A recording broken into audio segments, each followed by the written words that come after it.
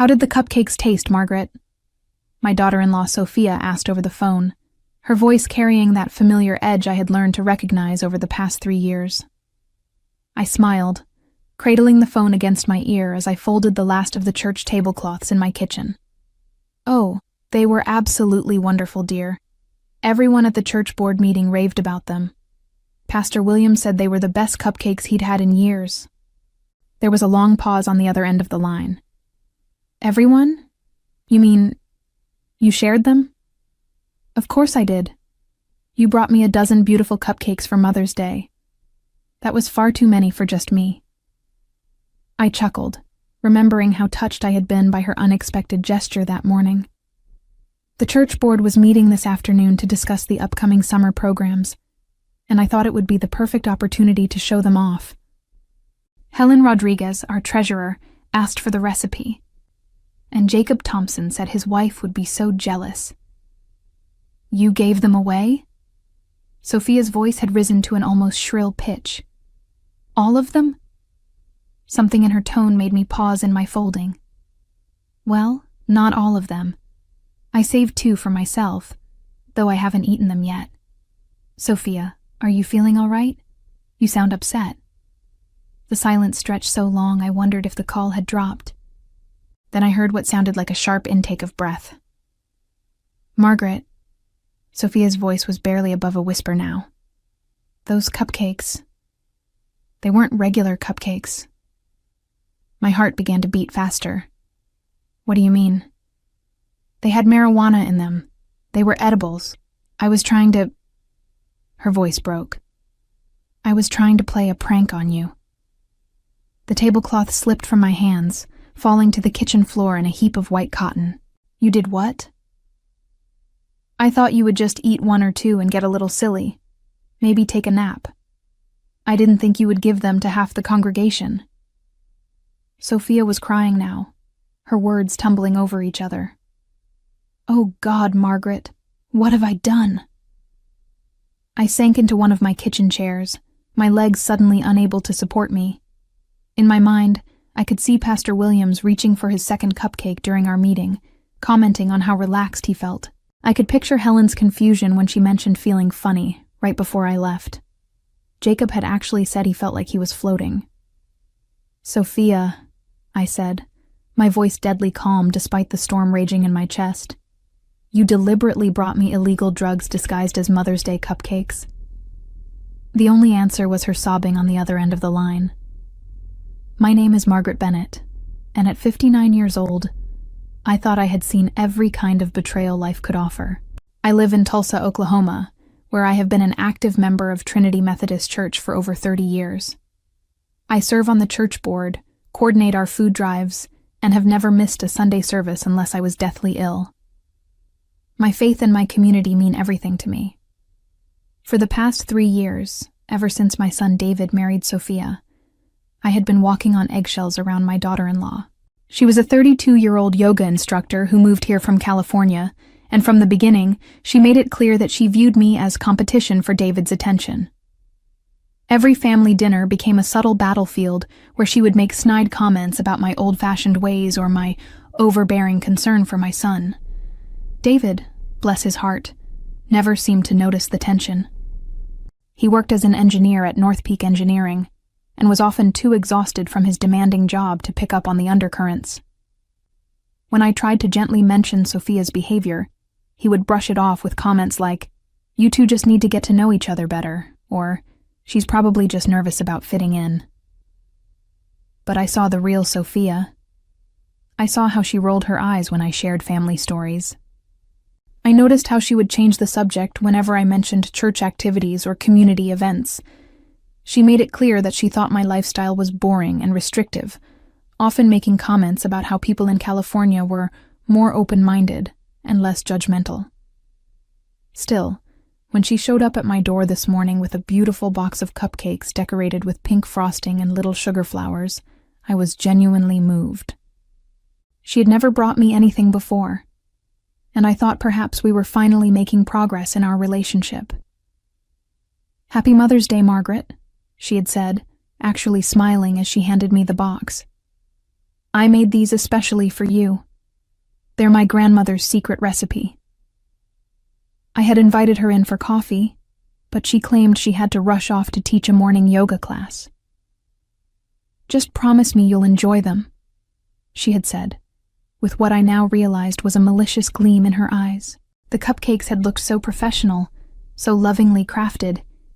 Each one was topped with swirls of cream cheese frosting and decorated with tiny edible flowers. They smelled heavenly, like vanilla, and something earthy I couldn't quite identify. I had been so touched by what seemed like a genuine gesture of affection that I immediately decided to share them with the people who mattered most to me. Now, as I sat in my kitchen with the phone still pressed to my ear and Sophia's confession echoing in my mind, I realized just how deeply I had been betrayed. This wasn't just a cruel prank. It was an attack on everything I held sacred. The full weight of what had happened hit me like a physical blow. I thought about Pastor Williams, a 72-year-old man with a heart condition, unknowingly consuming illegal drugs. I pictured Helen Rodriguez, who had mentioned feeling dizzy as she left the meeting, driving home in an altered state. The image of Jacob Thompson, a respected business owner in our community, sitting in that board meeting under the influence of marijuana made my stomach turn. "Sophia," I said, my voice shaking with barely controlled rage, "do you have any idea what you've done?" I know, I messed up," she sobbed. "I thought it would just be you, and you would just relax a little. You didn't mean for what? You didn't mean to drug innocent people who trust me? You didn't mean to potentially harm elderly members of my congregation?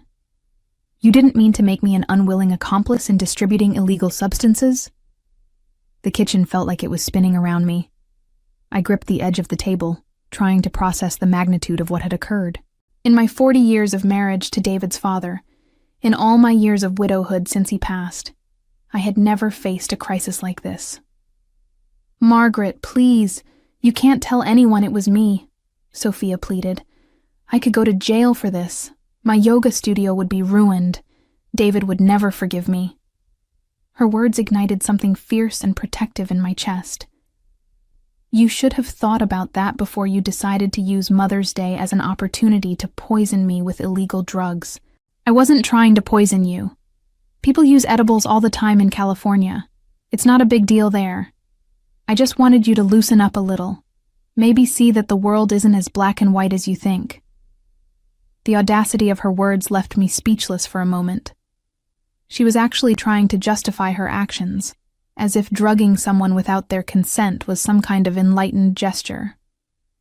"Sophia, I need to hang up now. I have to call Pastor Williams and make sure everyone is okay." "Wait, Margaret, please." I ended the call and immediately dialed Pastor Williams' number. My hands were trembling so badly I had to redial twice. "Pastor Williams? It's Margaret Bennett. I need to ask you something very important. Are you feeling all right? Did you notice anything unusual after our meeting today?" His voice sounded tired and confused. "Well, now that you mention it, Margaret, I did feel rather strange when I got home. Barbara said I seemed disoriented, and I've been having the most peculiar thoughts. Is everything okay?" My heart sank as I realized the nightmare was just beginning. I was going to have to tell this good man, this pillar of our community, that I had unknowingly given him marijuana. The shame and horror of it threatened to overwhelm me, but I knew I had to do the right thing, no matter how devastating the consequences might be. "Pastor Williams, I need you to sit down," I said, my voice heavy with dread. "Something terrible has happened, and it's my fault." I could hear him settling into a chair on the other end of the line. "Margaret, you're frightening me. What's going on?" Taking a deep breath, I forced myself to say the words that felt like poison in my mouth. "The cupcakes I brought to the board meeting today contained marijuana. I just found out from my daughter-in-law that she made them with illegal drugs, and I unknowingly served them to all of you." The silence that followed was deafening. When Pastor Williams finally spoke, his voice was barely a whisper. "Are you telling me that Helen Jacob, Patricia, and I have all been under the influence? I'm so sorry, I choked out. I had no idea. Sophia brought them as a Mother's Day gift, and I thought it was such a thoughtful gesture. I never imagined she would do something like this. Margaret, we need to handle this very carefully, Pastor Williams said, his pastoral training kicking in despite his obvious shock. First, I need to call Barbara and have her take me to the hospital to make sure I'm okay. Then I'll contact the others. We need to make sure everyone is safe. After I hung up with the pastor, I immediately called Helen Rodriguez. Her husband answered, and I could hear the concern in his voice when he told me Helen had been acting very strange since she got home from the church meeting. She's been sitting in the garden talking to the flowers, Margaret. She said they were having a conversation with her about their feelings. I was about to call a doctor. My heart broke a little more with each phone call. Jacob Thompson's wife told me he had spent the past 2 hours convinced that their cat was speaking to him in complete sentences. Patricia Wells had apparently become fascinated with the patterns in her wallpaper and had been staring at them for an hour, claiming they were breathing. Each conversation was more horrifying than the last. These were respected members of our community, people who had never so much as had a drink before dinner, and they had all been drugged without their knowledge or consent. When I finally worked up the courage to call my son David, I could barely get the words out through my tears. "Mom, slow down," he said. "What happened? Are you hurt?" "David, your wife brought me cupcakes for Mother's Day. They had marijuana in them. She admitted she was trying to play a prank on me, but I gave them to the church board." Pastor Williams, Helen, Jacob, and Patricia have all been affected. The silence that followed was so long, I thought the call had dropped. When David finally spoke, his voice was cold and controlled in a way I had never heard before. "She did what?" "She said she was trying to make me loosen up, that it wasn't a big deal because people in California use edibles all the time. David, these people trust me. They're good, innocent people, and now they're suffering because of something I gave them." "Mom, this is not your fault. You had no way of knowing. Where is Sophia now?" "I don't know. She was crying when I hung up on her, begging me not to tell anyone it was her."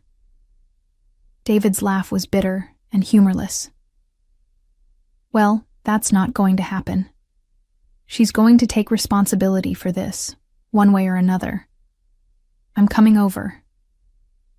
As I waited for David to arrive, I paced my kitchen like a caged animal. The beautiful Mother's Day cupcakes still sat on my counter, the 2 I hadn't given away looking innocent and harmless. I couldn't bring myself to throw them away. They were evidence now. Evidence of my daughter-in-law's betrayal and my own unwitting participation in what amounted to drugging half the church board. David arrived at my house 20 minutes later, his face a mask of fury I had rarely seen. He stormed into my kitchen and stared at the remaining cupcakes as if they were venomous snakes. "I can't believe she did this," he said, running his hands through his hair. "I can't believe my own wife would do something so reckless, so cruel." Before I could respond, my phone rang. It was Pastor Williams calling back. "Margaret, I'm at the hospital now. The doctor wants to keep me for observation, and he's recommending that the others come in as well. He said that giving someone marijuana without their knowledge can be dangerous, especially for people our age who might have underlying health conditions." My worst fears were being realized. "Pastor, I am so sorry. I don't know how to make this right. Margaret, you didn't do anything wrong, but we need to discuss how to handle this situation.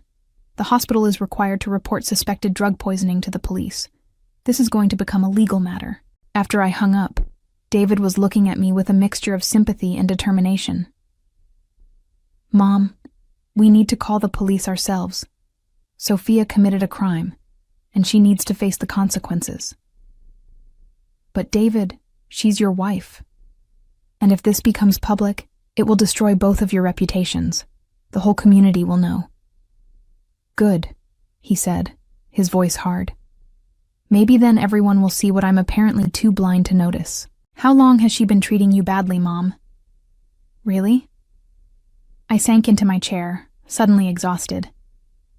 It's been 3 years of little comments, eye rolls, and passive-aggressive behavior.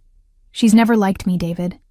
She thinks I'm too involved in your life, too old-fashioned, too religious.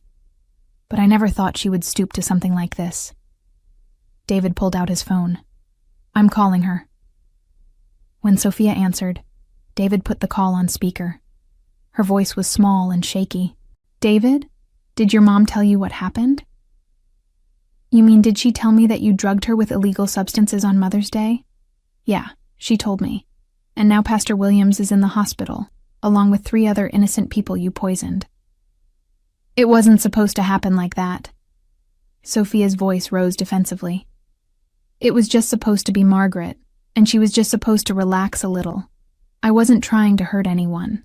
But you were trying to hurt my mother, David said, his voice deadly quiet. You deliberately gave her drugs without her consent because you wanted to see her lose control. You wanted to humiliate her. That's not... I just thought maybe if she experienced something different, she might be less judgmental about things.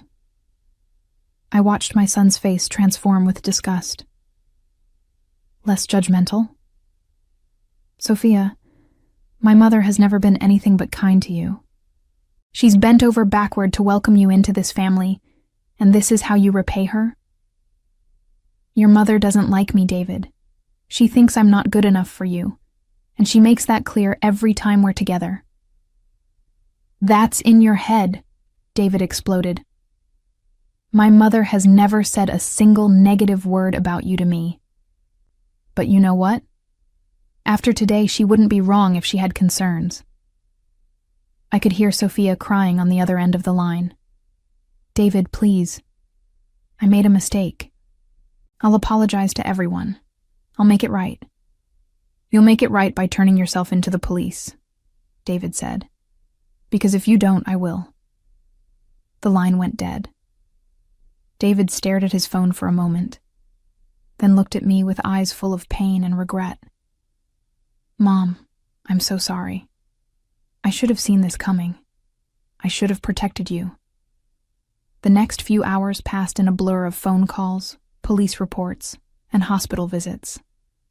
Officer Reynolds from the Tulsa Police Department came to my house to take my statement, treating me with the kindness and respect I had always known from our local law enforcement. When I explained the situation, his face grew increasingly serious. Mrs. Bennett, what your daughter-in-law did constitutes several serious crimes, he said as he took notes. Administering a controlled substance without consent, reckless endangerment, and depending on the outcome with the people who were affected, potentially more serious charges. David had insisted on being present for the interview, and I watched his face grow paler with each charge Officer Reynolds listed. The district attorney will likely want to prosecute this case to the full extent of the law, the officer continued, especially given that elderly community leaders were involved and that medical attention was required. After Officer Reynolds left, David and I drove to the hospital to check on Pastor Williams and the others. The scene there was heartbreaking. Pastor Williams looked frail and confused in his hospital bed, with his wife Barbara holding his hand and looking shell-shocked. Margaret, dear, Barbara said when she saw me. Pastor Williams told me what happened. None of this is your fault. But I felt the weight of responsibility crushing me anyway. Helen Rodriguez was in the next room, still disoriented and struggling to understand what had happened to her. Her husband Carlos looked at me with such pain in his eyes. She keeps asking me if she's losing her mind, he said quietly. She's never experienced anything like this before. She's terrified that something is permanently wrong with her. Dad Jacob Thompson and Patricia Wells were in similar states, confused, frightened, and dealing with the aftermath of being unknowingly drugged. Patricia's daughter had driven up from Dallas when she heard what happened, and she was demanding answers about who could have done such a thing to her mother. As we left the hospital, David was unusually quiet. Finally, as we sat in his car in the parking lot, he spoke. I have to divorce her, don't I? The question hung in the air between us. I wanted to tell him that marriages could survive anything, that people could change, that love could overcome betrayal. But as I thought about the innocent people lying in those hospital beds, people who trusted me and ended up suffering because of my daughter-in-law's malicious prank, I couldn't bring myself to encourage him to forgive her. David, that's a decision only you can make, I said finally. But I can tell you that I will never feel safe around Sophia again. What she did wasn't just a prank. It was a deliberate act of cruelty designed to humiliate me. And the fact that it hurt innocent people who had nothing to do with whatever issues she has with me makes it unforgivable. David nodded slowly. She's been texting me nonstop, begging me to come home so we can work this out. But how do you work out something like this? How do I ever trust her again? As if summoned by our conversation, David's phone buzzed with another text from Sophia. He glanced at it and his jaw tightened. She says she's talked to a lawyer. She wants to know if she can claim it was an accident, that she mixed up the regular cupcakes with the edibles by mistake. The audacity of it took my breath away.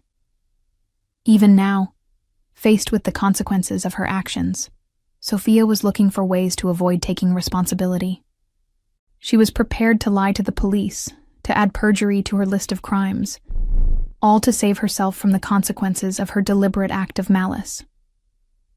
David, I said quietly, I think that tells you everything you need to know about your wife's character. The truth about what Sophia had done spread through our community like wildfire. By Monday morning, it seemed like everyone in Tulsa knew that David Bennett's wife had drugged the Trinity Methodist Church board with marijuana cupcakes. The story was so outrageous, so unbelievable, that it took on a life of its own. I was at the grocery store when I overheard two women in the produce section discussing it. Can you imagine? One of them said. Those poor church people probably thought they were losing their minds. And poor Margaret Bennett. She's such a sweet woman. How humiliating for her. The irony wasn't lost on me. Sophia had intended to humiliate me, to make me look foolish and out of control. Instead, her cruel plan had backfired spectacularly. The community's sympathy was entirely with me and the other victims, while Sophia had become the subject of shocked whispers and disapproving stares. Pastor Williams called me Tuesday morning with an update. Margaret, I wanted you to know that all 4 of us are pressing charges. The district attorney's office contacted us yesterday, and they're treating this as a very serious matter. I felt a mixture of relief and sadness. Relief that justice would be served, but sadness that it had come to this. How are you feeling, Pastor? Much better, thank you. The doctor said no permanent damage was done, but it was a frightening experience. Helen is still shaken up, and Jacob's wife is furious. Patricia's daughter is talking about filing a civil lawsuit as well. When I hung up, I realized that Sophia's harmless prank was going to cost her far more than she had ever imagined. Criminal charges, civil lawsuits, the destruction of her yoga business, and the loss of her marriage, all because she couldn't resist the urge to humiliate me. 3 weeks later, I sat in the courtroom watching my former daughter-in-law face the consequences of her actions. She looked small and defeated in her conservative blue dress, nothing like the confident yoga instructor who had knocked on my door that Mother's Day morning with her poisoned gift. The prosecutor laid out the charges methodically. 4 counts of administering a controlled substance without consent, reckless endangerment, and possession of marijuana with intent to distribute. Each charge carried significant penalties, and Sophia's lawyer looked increasingly uncomfortable as the case proceeded. When it came time for victim impact statements, Pastor Williams spoke first. His words were measured but powerful, as he described the fear and confusion he had experienced, not knowing what was happening to his mind and body. Helen Rodriguez spoke about the violation of trust, how she had questioned her own sanity. Jacob Thompson's voice shook with anger as he described the terror his family had experienced. Patricia Wells read a statement from her daughter about the lasting emotional trauma. When it was my turn to speak, I stood and looked directly at Sophia. "You gave me those cupcakes on Mother's Day, claiming they were made with love from your grandmother's recipe. But they were made with malice, designed to humiliate and harm me. The fact that your cruelty hurt innocent people who had nothing to do with our relationship makes your actions unforgivable." Sophia's lawyer had tried to negotiate a plea deal, but the district attorney refused. The case was too public, the victims too sympathetic, and the crime too serious. When the judge announced the sentence, 18 months in prison, followed by probation, community service, and restitution to the victims, Sophia finally broke down completely. David wasn't in the courtroom. He had filed for divorce the week after the incident and moved back in with me temporarily while he searched for his own place. In the months that followed, Sophia's life unraveled completely. Her yoga studio closed within weeks of her arrest, as clients fled in horror when they learned what she had done. The marijuana charges made it impossible for her to find work in the fitness industry, and her criminal record followed her wherever she went. Several of her former clients joined Patricia Wells' daughter in filing civil lawsuits, seeking damages for the emotional trauma and breach of trust. The legal fees and settlements drained what little savings she had left from the failed business. When she was released from prison, Sophia found herself essentially unemployable in Tulsa. The community's memory was long, and her reputation as the woman who drugged innocent church members with marijuana cupcakes preceded her everywhere.